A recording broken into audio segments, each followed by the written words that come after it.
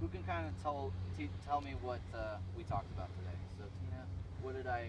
Give me one thing that I changed from what you already had done. Okay. Position of the ball when I'm Okay. in the stance. Good. So it needs to be on the back heel.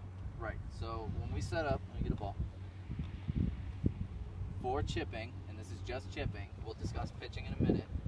You for 95% of these shots, you want it favoring the back. Mine isn't quite off the back heel, but it's pretty close, and that's because you're going to bring it down, and you're going to hit a descending blow, which is going to make that shot go, or the preferred shot we want.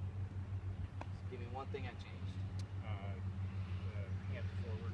Okay, so you kind of had them back, maybe not that extreme, but kind of like this. Yeah, pretty And straight. so did you like that? Did you think? Getting used to it. Okay. Did you like what you did before better? That wasn't any better. Okay. So So I assume if I work on this, it will get better. right, in time it will. And I mean, and all of this, big thing with lessons is, I don't, I give you the tools and the strategies for practice. Right. A lot of people will come to me saying, I shot worse than I did before I saw you, Flip the switch. and that will happen. Yeah. You don't come and see me and it's instantly you're going to shoot 75. I give you tools to practice, and you have to practice on your own, on your off time, to get better at it. And then when you get that down, then we talk about something else. Okay, Patrick, what did you learn? The biggest thing was I sway too much when I'm chipping. Right. And then I come forward and Mm-hmm. this new deal with cock my wrist and coming through. A little Phil Mickelson move. Keep my right heel on the ground and keep the head down. Good. Good. And, chipping, like I said, is a lot like putting. So with the lower body has to be pretty stable. A little less than putting. You are going to turn just a little bit to get your hips out of the way. But for the most part, it stays pretty solid. Nancy, give me one thing. Gripping down. Good. Okay. So now, why did that help you? Because I noticed you were kind of in a standard grip before. I have more control and I don't hit it so far. Right. So with that, it really helps you get good control, and like you said, you don't have to hit it as hard, so you're not going to have as big a swing, which is going to limit your mistakes. So let's go over one more time everything we covered. So we're going to have the ball in the back of your stance, favoring your left or your right foot if you're right-handed, which all of you guys are. Your weight is going to be forward, 70% on the left foot, 30% on the right.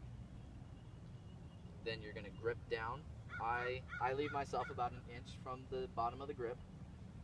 So I've got about an inch and a half up here, inch down here, and that's kind of like that's where I like it. Some people will be lower, some will be a little higher. And then we're going to do, how high do we take it? Just to your knee. No higher than your knee. And and that's for chipping. If we're doing pitching, you got a longer shot, obviously it's got to get a little longer because we have to hit it further. And then we got to keep that left wrist pretty flat, pretty solid, because what happens if you break that left wrist? You're going to either scoop it and it's going to go 2 feet, or you're going to hit it right here and it's going to go 50 feet.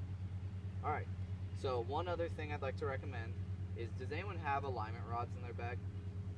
Like these little stakes I have set up? Does anyone have any of those? I do. Good. It's a very good thing to get. You get them at Home Depot, they're like $2. Or you can get them at Golfsmith, they're cheap. They're not more than $5.